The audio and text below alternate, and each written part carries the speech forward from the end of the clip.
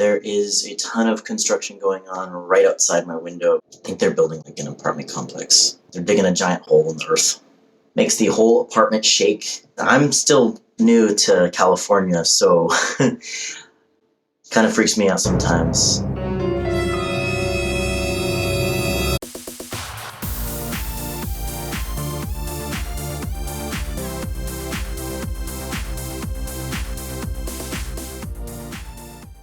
I decided to make this video because I've had a lot of people ask me where I stand with the church and where I'm at spiritually. I'm definitely at a different point than I was 4 years ago when I first came out as trans.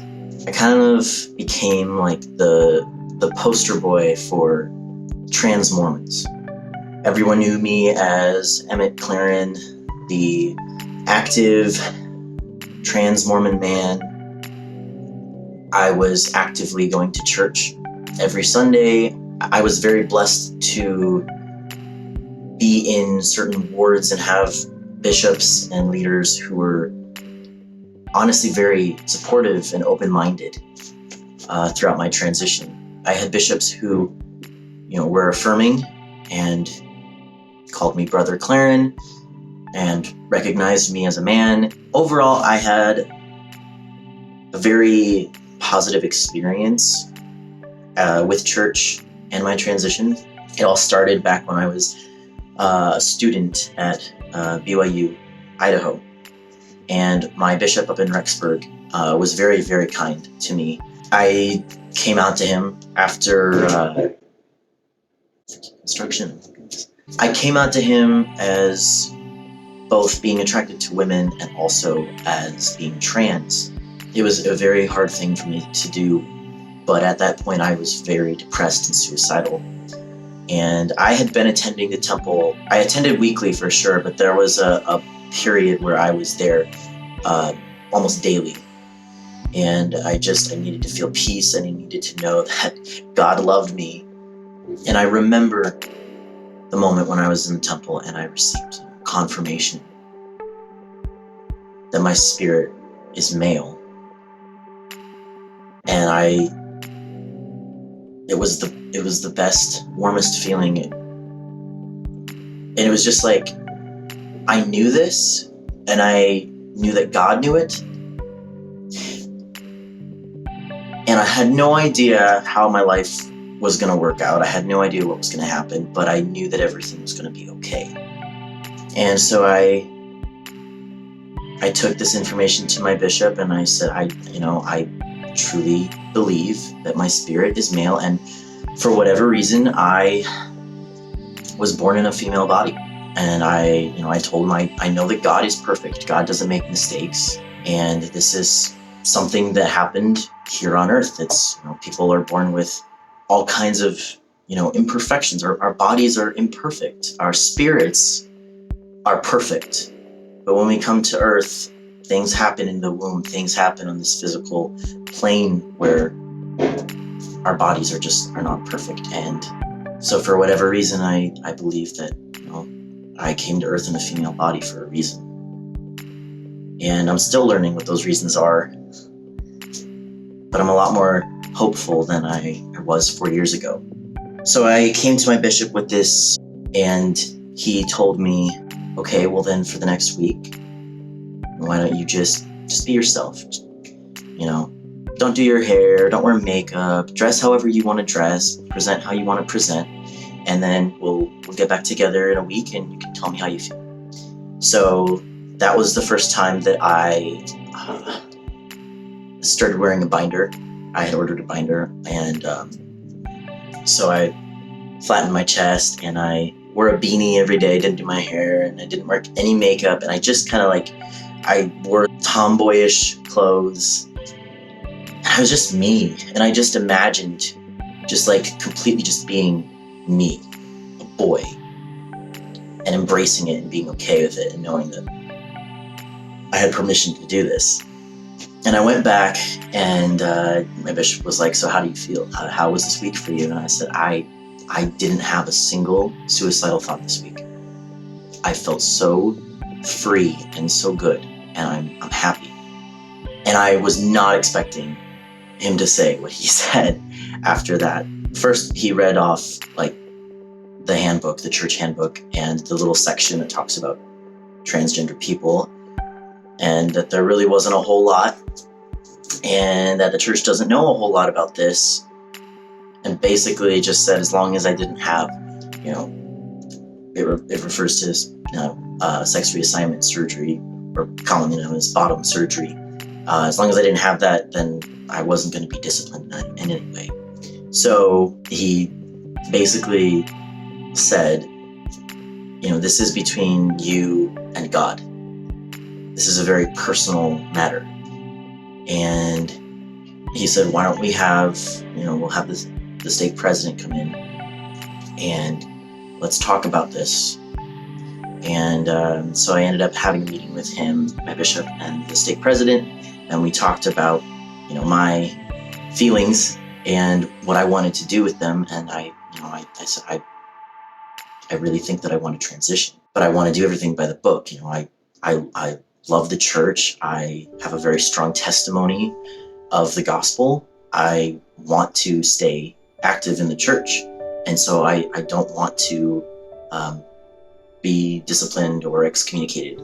So the stake president suggested that we all fast the following Sunday, and that he would give me a blessing.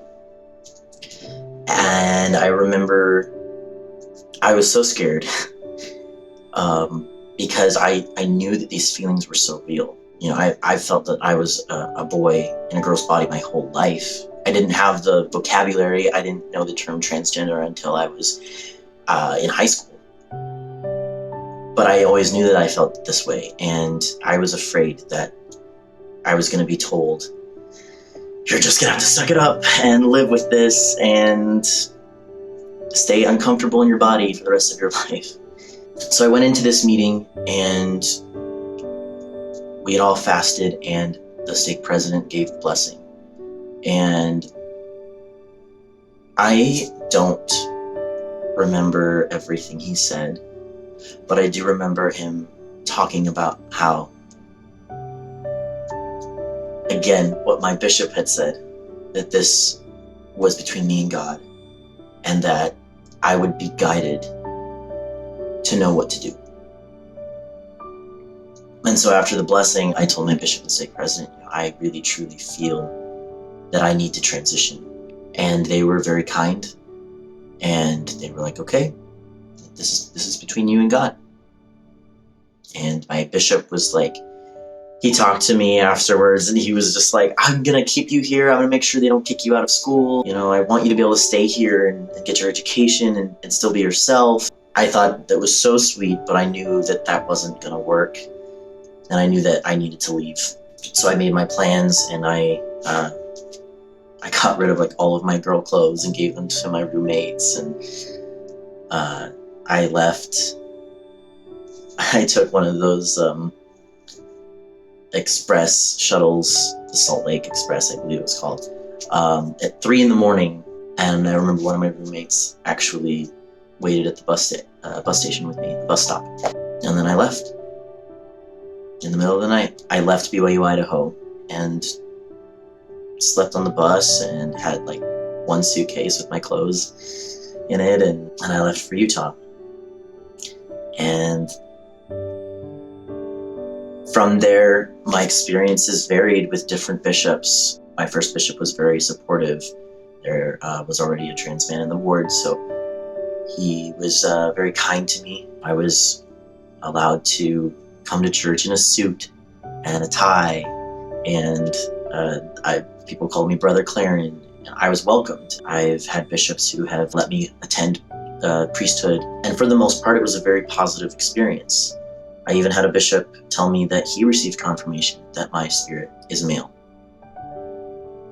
And that was amazing. It was just incredible to me.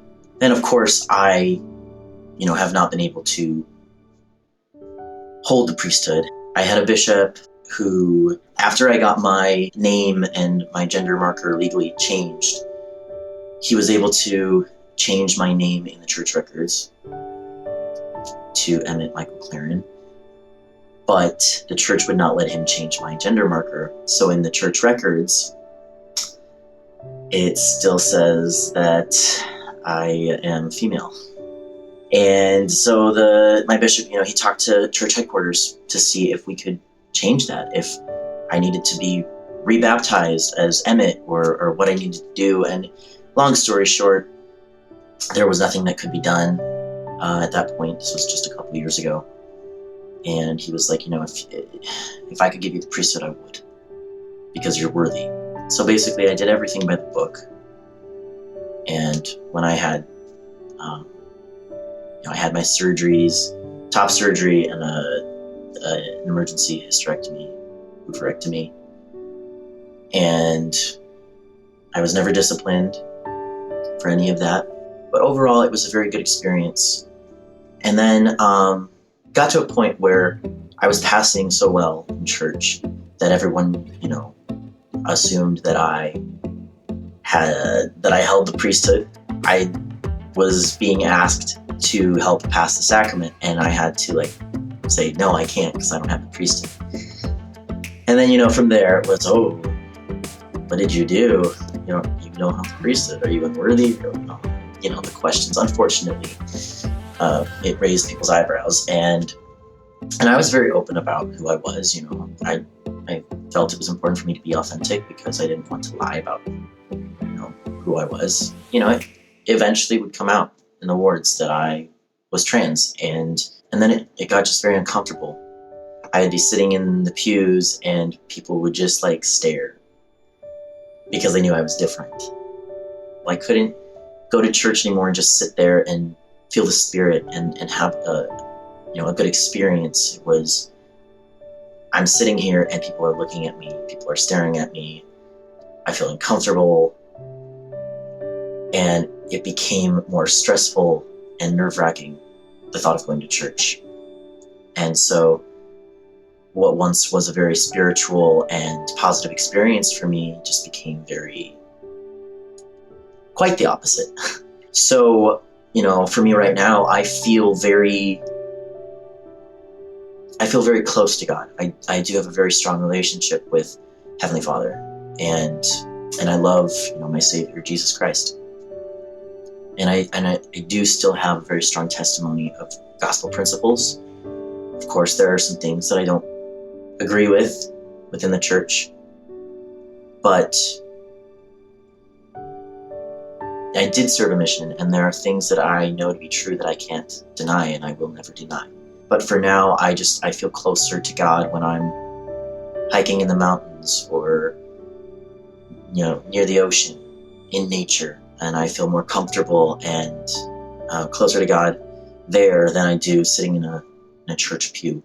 Eventually, I would like to go back, especially being here in California. I've met a lot of people who are still active in the church who are also part of the LGBTQ plus community, and they're in wards that are very progressive and accepting. And so I'm thinking about going back because I miss it. I really, really miss it. I wouldn't be the person I am had I not been raised in the church. So that's kind of where I'm at right now. And I'm sure it'll change over, our journeys change. Our journeys change all the time. And it's okay. I think it's important to let people see you, to be seen within the church. Yes, it can be very uncomfortable, but people need to see that we're just people, that I'm just another, I'm a brother who just wants to worship with everyone else and be accepted and loved, because we're supposed to be a family, a ward family, a church family. So I am going to be brave, and I am going to go back soon. I don't know if things are going to change. I mean, I've made a few videos about being TransMormon and about the church, and you can check those out below. I'll link my other TransMormon videos below, where I've answered a lot of commonly asked questions. Even if the church doesn't change, there are people within the church members who are changing and who are opening their hearts and their minds to those of us who are outcasts, who are different, who have been shunned. And I think that in and of itself is a huge thing. So much has changed in the past 5 years. And I do think that there are going to be some positive changes in the future as more and more people become aware and become less fearful of the unknown. So I just wanted to give you guys that update because I know a lot of you have been wanting to know, I don't talk about church very much anymore. I don't hashtag TransMormon anymore. I guess that part of my life was very much, again, TransMormon poster boy and trying to be an example, and being Mormon is still a very integral part of who I am. I still consider myself Mormon, or a member of the Church of Jesus Christ of Latter-day Saints. But I guess I just don't focus on it as much or talk about it as much, but it's still there. It's still very important to me. That's just one part of my life. I know that there are so many questions that have still yet to be answered, and if you do have questions, feel free to comment below. I know that I didn't cover everything, and this was kind of a Reader's Digest version of my story, but I will link articles that do go into more depth, and I hope that this video gives hope to someone. Things are gonna be okay. I'm still figuring things out. But aren't we all? Thank you so much for watching. Take care.